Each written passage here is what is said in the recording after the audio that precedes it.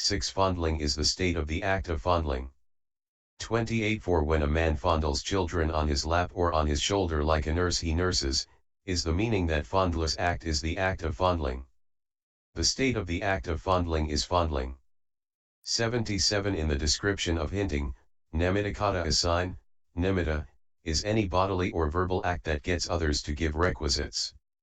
Giving a sign is making a sign such as what have you got to eat, etc., on seeing people going along with food.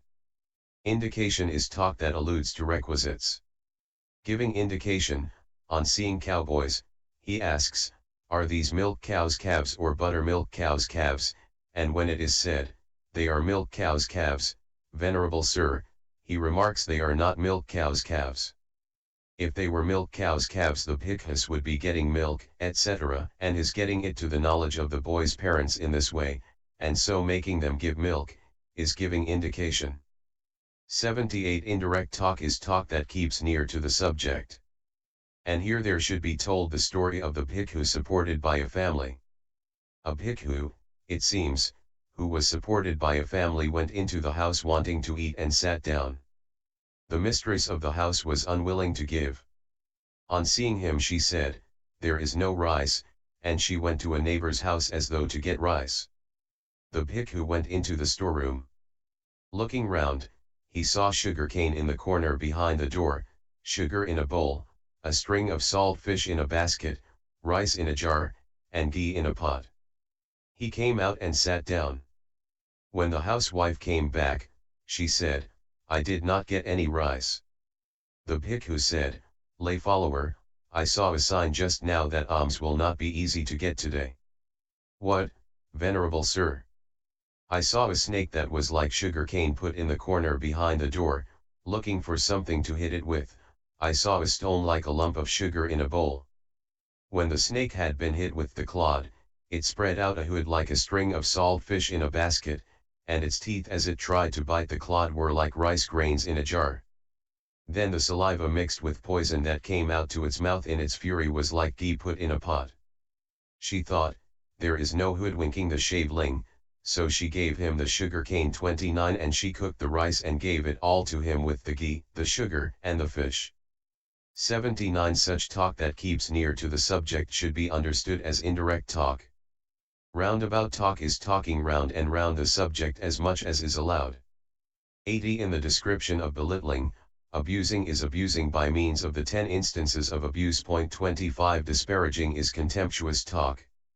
Reproaching is enumeration of faults such as he is faithless, he is an unbeliever.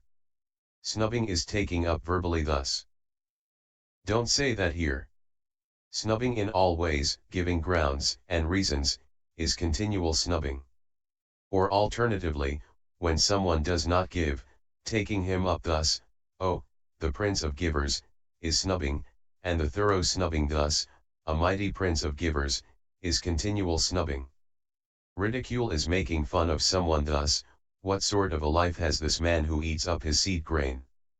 Continual ridicule is making fun of him more thoroughly thus, what, you say this man is not a giver who always gives the words there is nothing to everyone. 81. Denigration. 26 is denigrating someone by saying that he is not a giver, or by censuring him. All-round denigration is continual denigration. Tale-bearing is bearing tales from house to house, from village to village, from district to district, thinking so they will give to me out of fear of my bearing tales. Backbiting is speaking censoriously behind another's back after speaking kindly to his face, for this is like biting the flesh of another's back, when he is not looking, on the part of one who is unable to look him in the face, therefore it is called backbiting. This is called belittling, nipisakata, because it scrapes off, nipisati, wipes off, the virtuous qualities of others as a bamboo scraper, ve apisaka, does unguent, or because it is a pursuit of gain by grinding, nipiyasatva, and pulverizing others' virtuous qualities, like the pursuit of perfume by grinding perfumed substances, that is why it is called belittling. 82. In the description of pursuing gain with gain, pursuing is hunting after. Got from here is got from this house. There is into that house. Seeking is wanting. Seeking for is hunting after. Seeking out is hunting after again and again. 30. The story of the bhikkhu who went round giving away the alms he had got at first to children of families here and there and in the end got milk and gruel should be told here. Searching, etc., are synonyms for seeking, etc., and so the construction here should be understood thus: going in search of is seeking, searching for is seeking for, searching out is seeking out. This is the meaning of scheming, and so on.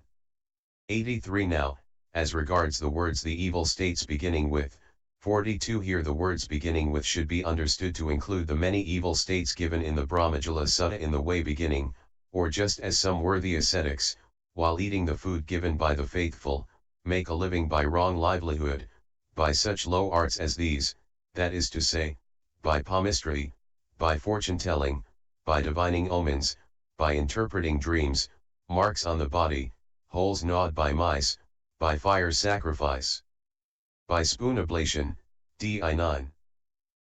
84. So this wrong livelihood entails the transgression of these 6 training precepts announced on account of livelihood, and it entails the evil states beginning with scheming, talking, hinting, belittling, pursuing gain with gain.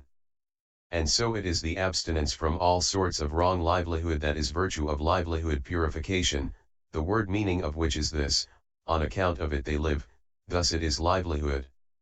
What is that? It is the effort consisting in the search for requisites. Purification is purifiedness. Livelihood purification is purification of livelihood. 85. D. As regards the next kind called